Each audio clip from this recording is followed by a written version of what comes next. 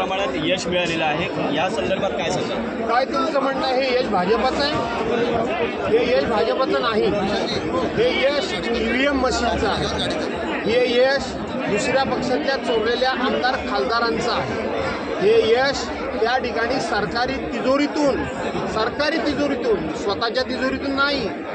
जे काय रेवडी वाटणं अरविंद केजरीवाल दिल्लीचे मुख्यमंत्री असताना या देशाचे पंतप्रधान बोलत होते. दुसऱ्यावर टीका करताना रेवडी आणि प्रत्येक महिलेच्या खात्यामध्ये 15,000 रुपये बिहारमध्ये न मागता देणं, अशा पद्धतीनं रेवडी वाटपाचा हा विजय आहे. आणि त्याचबरोबर या ठिकाणी सत्तेचा दुरुपयोग करून लोकशाही संपवणं, छोट्यातले छोटे पक्ष देखील संपवणं, या अहंकाराचा हा विजय आहे. भाजपचे कार्यकर्ते किंवा नेते असं म्हणतात की बिहारच्या निवडणुकीच्या विजयानंतर मुंबईची महानगरपालिका सुद्धा आमच्या ताब्यात येईल म्हणून. असं आहे की शेवटी कितीही जरी अख्खा देश यांना मिळाला तरी शेवटी यांचा जीव मुंबई महानगरपालिकेतच गुंतलेला आहे, हे यातून स्पष्ट होतं.